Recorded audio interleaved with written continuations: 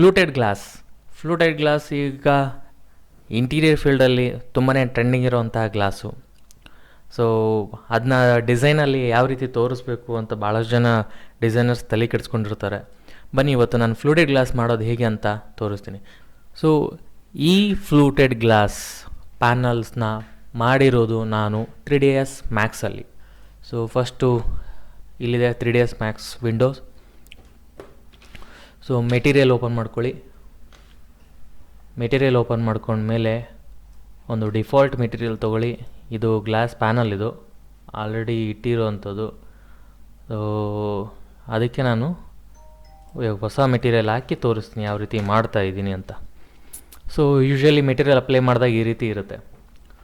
ಇದಕ್ಕೆ ನೀವು ಸ್ವಲ್ಪ ಕಲರ್, ಒಂದು ಸ್ವಲ್ಪ ಲೈಟ್ ಬ್ಲೂ ಟಿಂಜ್ ಕಲರ್ ಬರೋ ಥರ ಇಟ್ಕೊಂಡ್ರೆ ತುಂಬ ಚೆನ್ನಾಗಿ ಕಾಣಿಸುತ್ತೆ. ಸೊ RGB ಕಲರ್ಸ್ನ ಚೇಂಜ್ ಮಾಡ್ತಾಯಿದ್ದೀನಿ. 183, 204 ಆ್ಯಂಡ್ 211. ಸೊ ನೋಡಿ ಲೈಟಾಗಿ ಬ್ಲೂ ಟಿಂಜ್ ಬರ್ತಾ ಉಂಟು ಅಲ್ವಾ. ಓಕೆ ಮಾಡಿದ ಮೇಲೆ ಈ ರಿಫ್ಲೆಕ್ಷನ್ ಉಂಟಲ್ಲ, ಇದನ್ನ ಫುಲ್ಲು ಕೆಳಗಡೆ ತೊಗೊಂಬಿಡಿ, ಯಾವುದಕ್ಕೂ ತಲೆ ಕೆಡ್ಸ್ಕೊಳಕ್ಕೆ ಹೋಗ್ಬಿಡಿ. ಆಮೇಲೆ ಗ್ಲಾಸಿನೆಸ್ ಇದನ್ನು ಬಂದು 0.99 ಇಟ್ಕೋಬೇಕು. ಇಲ್ಲಿ ಕೆಳಗಡೆ ಉಂಟು ಫ್ರೆಸ್ನಲ್ IOR ಅಂತ. ಇದನ್ನು ಎಲ್ಲಿ ಕ್ಲಿಕ್ ಮಾಡಿದ್ರೆ ಅನ್ಲಾಕ್ ಆಗುತ್ತೆ. ಇದು 1.6 ಇರೋದನ್ನ 1.58 ಮಾಡ್ಕೊಳ್ಳಿ. ಅದಾದಮೇಲೆ ಮ್ಯಾಕ್ಸ್ ಡೆಪ್ತ್ ಅಂತ ಉಂಟು ನೋಡಿ, ಇದನ್ನ 7 ಮಾಡಿ. ಅದಾದಮೇಲೆ ರಿಫ್ರ್ಯಾಕ್ಟ್ ಅಂದರೆ ಇವಾಗಿಲ್ಲಿ ನಾವು ಮಾಡಿದ್ದೆಲ್ಲ ಗ್ಲಾಸಿನೆಸ್ಗೆ. ಇವಾಗ ಮೇನ್ ಗ್ಲಾಸ್ ಬರ್ತಾಯಿದ್ದೀವಿ ನಾವು. ಸೊ ಇದೂ ಅಷ್ಟೇ ರೀಟ್ರೇಸ್ ಅಂದರೆ ಸೀತ್ರೂ ಎಷ್ಟು ಬೇಕು ಅಂತ. ಇದನ್ನ ಫುಲ್ ಕೆಳಗಡೆ ತೊಗೊಂಬನ್ನಿ, ಸೀತ್ರೂ ಫುಲ್ ಆಗೋಗುತ್ತೆ. ಅದಕ್ಕೂ ಅಷ್ಟೇ ಸೀತ್ರುದು ಗ್ಲಾಸಿನೆಸ್ ಬಂದ್ಬಿಟ್ಟು 0.99 ಇಟ್ಕೊಳ್ಳಿ. ಅದಾದಮೇಲೆ IOR ಉಂಟಲ್ಲ, ಈ IORನ 1.1 ಮಾಡಿ, ಡೆಪ್ತು 7 ಇಟ್ಕೊಳ್ಳಿ. ಅದಾದಮೇಲೆ ಇದು ಸ್ಟ್ರೇಟಾಗಿ ಕೆಳಗೆ ಬಂದು ಮ್ಯಾಪ್ಸ್ ಇದೆ. ಈ ಮ್ಯಾಪ್ಸಲ್ಲಿ ಬಂಪ್ ಅಂತ ಇರುತ್ತೆ ಆಪ್ಷನ್. ಈ 30 ಉಂಟಲ್ಲ, ಇದನ್ನ 100 ಮಾಡಿ. ಬಂಪ್ಸ್ನ 100 ಮಾಡಿಕೊಂಡು ನೋ ಮ್ಯಾಪ್ಸ್ ಅಂತ ಉಂಟಲ್ಲ, ಇಲ್ಲಿ ಕ್ಲಿಕ್ ಮಾಡಿದ್ರೆ ನಿಮಗೆ ಈ ರೀತಿ ವಿಂಡೋ ಒಂದು ಓಪನ್ ಆಗುತ್ತೆ ಮೆಟೀರಿಯಲ್ದು. ಇದರಲ್ಲಿ ಗ್ರೇಡಿಯಂಟ್ ಅಂತ ಇರುತ್ತೆ. ಈ ಗ್ರೇಡಿಯಂಟ್ನ ತೊಗೋಬೇಕು. ತೊಗೊಂಡ್ರೆ ಇಲ್ಲಿ ಕಲರ್ 1, 2, 3 ಉಂಟಲ್ಲ, 1 ಆ್ಯಂಡ್ 3 ಶುಡ್ ಬಿ ಸೇಮ್, ಒಂದೇ ಇಟ್ಕೊಳ್ಳಿ.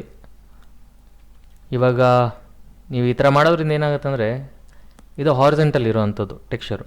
ಇಲ್ಲೂ ಕೂಡ ಅಷ್ಟೇ ಹಾರಿಜೆಂಟಲಾಗಿ ಕಾಣಿಸ್ತಾ ಇರುತ್ತೆ. ಸೊ ಅದು ವರ್ಟಿಕಲ್ ಆಗಲಿಕ್ಕೆ ನೀವು ಇಲ್ಲಿ W ಅಲ್ಲಿ ಬಂದುಬಿಟ್ಟು ಮೇಲ್ಗಡೆ ಆ್ಯಂಗಲ್ ಅಂತ ಉಂಟಲ್ಲ, ಅದರಲ್ಲಿ W ಅಂತ ಇರುತ್ತೆ. W ಅಲ್ಲಿ ಬಂದ್ಬಿಟ್ಟು 90 ಹಾಕಿದರೆ 90 ಡಿಗ್ರಿ ವರ್ಟಿಕಲ್ ಆಗುತ್ತೆ. ಇಲ್ಲಿ ಮ್ಯಾಪ್ಸ್ದು ಕೆಲಸ ಮುಗೀತು, ಮೆಟೀರಿಯಲ್ ಅಪ್ಲೈ ಮಾಡೋದು. ಇದಾದಮೇಲೆ UV ಮ್ಯಾಪಿಂಗ್ ಹೋಗ್ಬಿಟ್ಟು ತೋರಿಸ್ತೀನಿ ನಿಮಗೆ. UV ಮ್ಯಾಪಿಂಗ್ ಹೋಗಿ box real world map untick ಮಾಡ್ಕೊಳ್ಳಿ. ಅನ್ಟಿಕ್ ಮಾಡಿದ್ಮೇಲೆ ಇವಾಗ ಇದರಲ್ಲಿ ಫ್ಲೂಟೆಡ್ ಗ್ಲಾಸ್ದು ಏನು ಗ್ರೂಸ್ ಉಂಟಲ್ಲ, ಅದು ಎಷ್ಟು ಥಿಕ್ನೆಸ್ ಬೇಕು ಅಂತ ಇಲ್ಲಿ ನಾವು ಸೆಟ್ ಮಾಡಬೇಕು. ಇವಾಗ ಇದ್ರ ವಿಡ್ತ್ ಎಷ್ಟಿದೆ, 21 ಇಂಚಸ್ ಉಂಟು. ಸೊ ಇವಾಗ ಅದು ಒಂದೇ ಒಂದು ಮ್ಯಾಪ್ ಬಂದಿರುತ್ತೆ 21 ಇಂಚಸ್ಗೆ. ನಾವು ಅದನ್ನ 0.8 ಮಾಡ್ತೀನಿ. ಇವಾಗ ನಾನು ಇಂಚಸ್ಸಲ್ಲಿ ಮಾಡಿರೋದ್ರಿಂದ 0.8 ಕೊಡ್ತಾಯಿದ್ದೀನಿ. ನೀವು MM ಅಲ್ಲಿ ಮಾಡಿಕೊಂಡ್ರೆ ನೀವು 20 mm ಕೊಟ್ಕೋಬೋದು, 15 mm ಕೊಟ್ಕೋಬೋದು. ಆ ಗ್ರೂಸ್ ಏನು ಥಿಕ್ನೆಸ್ ಬರುತ್ತೆ ಅದು. ಸೊ ಅದನ್ನು ಡಿಪೆಂಡ್ ಆಗುತ್ತೆ ನಿಮ್ಮ ಕ್ಯಾಮ್ರಾ ಆ್ಯಂಗಲ್ಲು ಎಷ್ಟಿದೆ, ಡಿಸ್ಟೆನ್ಸ್ ಎಷ್ಟಿದೆ, ಎಷ್ಟು ವಿಸಿಬಲ್ ಪೋರ್ಷನ್ ಇದೆ, ಅದ್ರ ಮೇಲ್ಗಡೆ ಆ ಸೈಜ್ನ ನಾವು ವೇರಿ ಮಾಡಬೇಕು. ಅದಾದಮೇಲೆ ರೆಂಡ್ರಿಂಗ್ ಕೊಡಿ.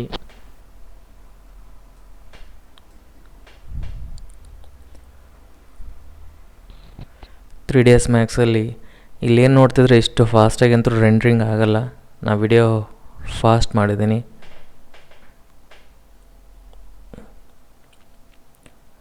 ರೆಂಡ್ರಿಂಗ್ ತುಂಬಾ ಸ್ಲೋ ಆಗುತ್ತೆ, ಬಟ್ ಕ್ವಾಲಿಟಿ ಮಾತ್ರ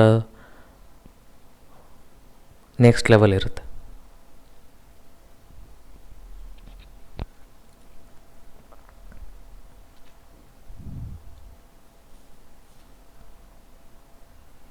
ನೋಡಿ ಇವಾಗ ನಿಮಗೆ ಫ್ಲೋಟೆಡ್ ಗ್ಲಾಸ್ ಕಾಣಿಸ್ತಾ ಇದೆ ಅಲ್ಲಿ.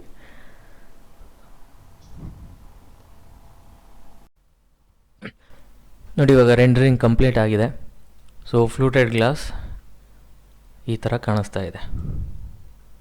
ಸೊ ನಿಮಗೆ ರೆಂಡರಿಂಗ್ ಯಾವ ರೀತಿ ಬೇಕು ಆ ಥರ ಸ್ವಲ್ಪ ಅದರಲ್ಲಿ ಮಾಡಿಫೈ ಮಾಡ್ಕೋಬೋದು. ಲೈಕ್ ಮ್ಯಾಪ್ಸಲ್ಲಿ ಡೆಪ್ತ್ ಕಮ್ಮಿ ಮಾಡ್ಕೊಳ್ಳೋದಾಗಿರ್ಬೋದು, ಆಮೇಲೆ ಇದಕ್ಕೆ ಇನ್ನೂ ಸ್ವಲ್ಪ ಗ್ಲಾಸಿನೆಸ್ ಆ್ಯಡ್ ಮಾಡೋದಾಗಿರ್ಬೋದು, ರಿಫ್ಲೆಕ್ಷನ್ ಬರುತ್ತೆ ಅವಾಗ ನಿಮಗೆ. ಸೊ ಅದನ್ನು ನೀವು ಅಲ್ಲೇ ನೋಡಿಕೊಂಡು ಮಾಡ್ಕೋಬೇಕಾಗುತ್ತೆ. Main thing is what, bump ಮಾಡೋದು.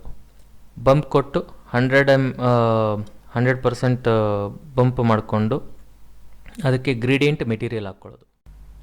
Thanks for watching. ಸಬ್ಸ್ಕ್ರೈಬ್ ಮಾಡಿ.